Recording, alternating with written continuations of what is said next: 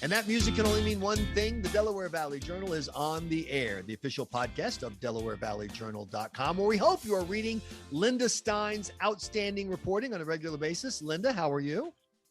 I'm fine, Michael. Thanks. How are you? Great. We hope you're following us on Twitter, DV_journal. You definitely need to do that. And getting our twice a week newsletter so you can get the latest news about people like our very special guest. Please welcome, as unaccustomed as he is to public speaking, the lovely and talented Charlie Gerow. Charlie, how you doing? I'm doing well. What a nice introduction. I know you're very timid around microphones and cameras. You're kind of a behind the I have sweaty palms right now. Yes.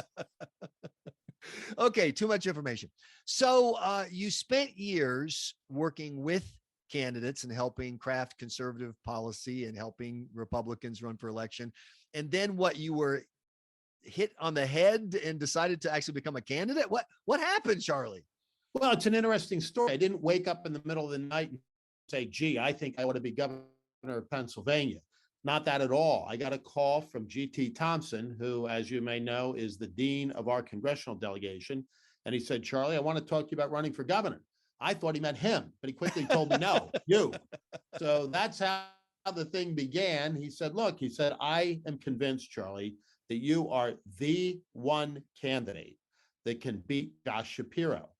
And I said, well, tell me why. He said, well, you're a solid but sensible conservative. You began your career with Ronald Reagan, worked with him on and off for 25 years. You're now the vice chairman of CPAC, so there's never been any question about your conservative credentials. And yet you've always been a happy warrior, a happy conservative warrior. But he said, in addition, you're a really good communicator. You learned at the feet of the great communicator, and you picked up some things along the way. And we have to take on Josh Shapiro in the media every single day, beat him on a debate stage, and ultimately get elected. And he said, finally, Charlie, the thing that speaks to me the loudest is that you know how to govern. And that meant a lot to me because I've tried through the years to keep my ego in check, to bring in people that are better at what they do than I am, and to guide through a consistent philosophy. I know what needs to be done. I know how to do it. I'm in many respects uniquely prepared to be governor. And so I said to GT, after a few weeks of thinking and praying about it, I'm in. Well, we don't endorse at Delaware Valley Journal other than TV doctors. They're the only candidates that we endorse. But I would pay money to see the Charlie Gerow, Josh Shapiro debate. I think it would be a great debate. Two smart guys with very different views of things. It'd be a lot of fun. But you mentioned Reagan. What relevance does Reagan Republicanism have in the current era of whatever this Republicanism, whether you call it Trumpism or the national populism, Republicanism, et cetera? Does anyone want a Reagan Republican in 2022? I sure hope so. I mean, I know there are a lot of voters that weren't even born when Ronald Reagan was president, but the happy warrior, the hopeful, optimistic view of the universe, coupled with a principled dedication to conservative values and conservative principles, which was unwavering and unshakable. I mean, Ronald Reagan was at his core a fighter. He said, I'm going to destroy the Soviet Union. Think about that. Nobody really believed that he could do that.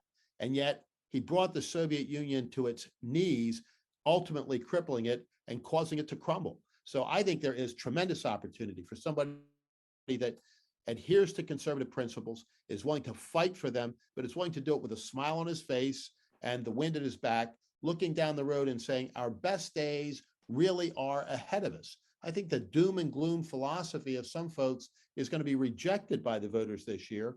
And I do think that 2022 is going to be a real battle of ideas between the collectivist, big government nonsense of Tom Wolfe and Josh Shapiro and the voice of the people saying that individual liberty and economic growth and real opportunity for all is the key to our future. Charlie, you mentioned debate earlier, and we just last week had a debate with all or almost all of the candidates, and it was huge, as Trump would say. What do you are doing to get your message out above all of these other people, all these other guys and one woman who are also running? Well, I hope your viewers and listeners had an opportunity to see the debate last week, because I think I did very well. I was real pleased with my performance in that debate. And I think you began to see the very distinct differences between the candidates in terms of their style and approach. Because bluntly, you're not going to get a lot of difference on the issues in a Republican primary among Republican candidates. Yeah, there were a couple here and there, because bluntly, there are some candidates on that stage that are outliers. But by and large, most of the candidates are going to say the same things about the issues. The question is, who can beat Josh Shapiro? And I think you saw a pretty clear line of division on that stage last week. Charlie, when you're on the campaign trail, what issues are people talking to you about? They're talking to me about a couple of different things. They're talking to me right now about the lockdowns, shutdowns, mandates, orders, edicts, et cetera. And they're opposed to, mask mandates, vaccination mandates, this edict, that edict. And so am I, because I believe in individual freedom and personal responsibility. I always have. That's been what I've fought for many years. It's what I'll fight for in the future. So that's one thing that people are talking to me a lot about. They're talking about education. They're concerned about their children's future. They want schools that are open with kids in them, where kids are safe going to school, and where there's real choice for parents that live in districts that are not providing the kind of education to their children that they want, but who don't have the personal wealth to take their kids out and send them to private schools. So they really want educational choice, something that I've worked for, promoted, and supported for decades.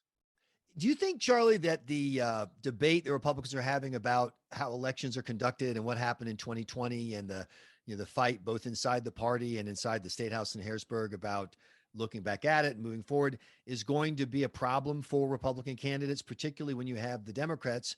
They seem to have taken the opportunity and they're going to seize the voting issue. As you and I are speaking right now, Joe Biden's about to give a big speech in Georgia on the issue, basically arguing that Republicans are against your votes. Well, what's fascinating is that the Democrats keep talking about the big lie, but the biggest lie is that there were no problems in 2020. There clearly were. And we've got to have a situation where people believe and trust in the results, because if we don't, there really aren't any winners. And so there ought to be some things upon which everybody could agree in terms of election integrity. But unfortunately, Josh Shapiro and some of the progressive Democrats don't even want to talk about them. Take an issue like voter ID, just basic common sense. I've often said it's planes, trains, and automobiles. You can't rent a car. You can't get on an airplane. You can't get on a train without picture identification. And yet the progressive left says you ought to be able to go in and vote without being able to provide that. So there's something that's just not only supported by the vast majority of Pennsylvanians, but basic common sense that Josh Shapiro opposes. So I think that the election integrity issue actually works for Republicans and for those that say we need to have true election integrity rather than against them. So there's another theory, which is despite the patina of kookery that has attached itself to that issue, because there are different ways to talk about it. One way is the way you just did. Another way is the, secret Asian ballots, stolen by Venezuelans, that whole craziness. But how about the argument as a former FLAC and campaign guy, Charlie, that you want Democrats talking about the issue of, voting, et cetera, because that's not a top priority issue. And every day they're talking about it, they're not talking about inflation, crime, and their kids in schools and the COVID screw up. Those are the issues where the voters are, and anything else the Democrats talk about is a gift to Republicans like you. No, as I move around, the thing that people still focus on is what they're confronted with at the breakfast table. The cost of milk and the cost of beef, the cost of gasoline in your car, the cost of heating your home in the middle of a very cold winter, and not so much about some of these other things. So the core issues, the things that really matter, are what I'm going to be talking about in my campaign. And I'll let Josh Shapiro spin his wheels talking about the 2020 election. Charlie, one thing about Josh Shapiro, he's going to try to own the issue of crime, which is a big issue in the Philadelphia area. Um, where do you stand on getting tough on crime? Well, I want us to get very tough on crime. And Josh Shapiro wouldn't know a prosecution if he tripped over one. As you know, he's never really been in a courtroom. He asked the voters to be attorney general. And when he was running for attorney general, he was asked multiple times, will you really do the job? Will you stay as attorney general and do the job that you asked the people of Pennsylvania to do? And immediately after lowering his hand from taking the oath of office, he was off and running for governor on the taxpayers' dime, I might add. But I'm going to be promoting a couple of specific plans, and I'll tell you a little bit of a hint about where I'm going with this. But I want to get really tough on crime, not just in talking about it, but in doing something specific about it. And over the course of the next couple of weeks, I'm going to be releasing a plan to put more police on the streets of Philadelphia, where we've got a real problem and where the Soros-backed district attorney down there says, oh, we don't really have a violent crime problem in the city of Philadelphia, something nobody that lives there really believes. But it's one thing to talk about getting tough on crime. I'm going to make sure we do. And in my judgment, that's putting more police on the streets to protect us and to make sure we're truly safe. And then I'm going to use the governor's bully pulpit to protect, support, defend, honor, and respect the men and women in blue who work diligently and bravely every single day to make sure we are safe.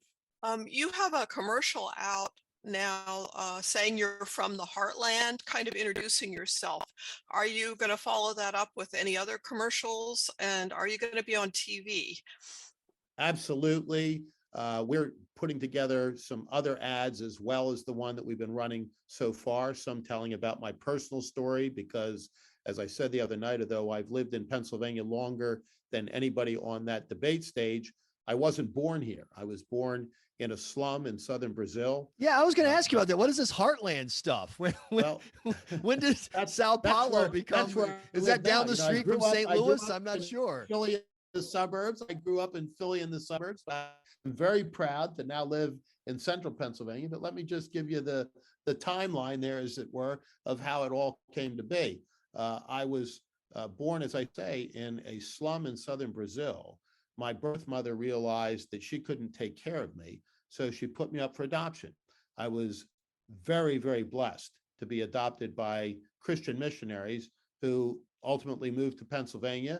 I came here, grew up here, went to school here, had my entire professional career here. I mean, President Reagan wanted me to go to Washington, D.C., but I said, no, I want to stay here in Pennsylvania, learn how to do the things that I was trained to do. And I've been here ever since. So yeah, I'm from the heartland of Pennsylvania, central Pennsylvania, but my deep roots run into the Philadelphia suburbs. And my birth was in Brazil. So I'm the first Latino to ever run for governor of Pennsylvania. And I think that bluntly gives me a unique opportunity to go into our cities in particular, but go to places where Republican candidates haven't traditionally gone, and to take our message of hope and growth and economic prosperity to folks that haven't necessarily heard or listened to that message previous to now. Well, the growth of Republican voters in the Hispanic community in America is one of the underreported stories of the past 5 years. But let's wrap up with this. Southeastern PA, not exactly a bedrock source of Republican voters on a per capita basis. A lot of purple, bluish voters. Why should the voters who read Delaware Valley Journal in Bucks, Chester, Delaware, and Montgomery counties, why should they pick Charlie Gerow in the Republican primary? And does it help to be a strong Republican in this corner of the state as opposed to on the western side? Well, having grown up in the area that your readership covers, I know the issues that confront people there, and they really aren't that different from the issues across the state. A great educational system. Every child in Pennsylvania is born with a constitutional right to a thorough and efficient education, but we haven't been providing to every one of our children that kind of opportunity. So school choice is very, very important, particularly in the city of Philadelphia, but in other places as well. But those pocketbook issues that we talked about just a moment ago with lower taxes, we have among the highest business taxes in the country in Pennsylvania. Even Tom Wolf, in a moment of lucidity, said that they are too high. At the same time, we have a Republican legislature that says those taxes are too high. But what have we done about it? And the answer is nothing. Over the course of many, many years, we haven't touched our corporate business taxes in over a quarter of a century. I'd put my shoulder to the wheel to get our taxes lower so that we are truly competitive among the 50 states and among the nations of the world, and so that individual families can keep more of their hard-earned dollars and decide for themselves how those dollars are spent. Personal safety and public safety is very, very important as well, and particularly in Philadelphia, but also in some of the suburbs. And I will tell you that I think my plan for putting more cops on the street will ring very, very well in the ears of a lot of folks that read your fine publication. Well, anyone who endorses Delaware Valley Journal is all right with me. Charlie Gerow, always a delight to speak to you. Thanks so much for joining us here on the podcast. We appreciate it. Great to be with you. And I am a fan of the Delaware Valley Journal. Let the record show. Thanks so much for listening to this edition of the Delaware Valley Journal on the air. If you enjoyed the podcast, please share it with your friends, post it on social media. And if you haven't, sign up for our twice-a-week newsletter so you don't miss any of the terrific content from DelawareValleyJournal.com. Thanks again. I'm your host, Michael Graham.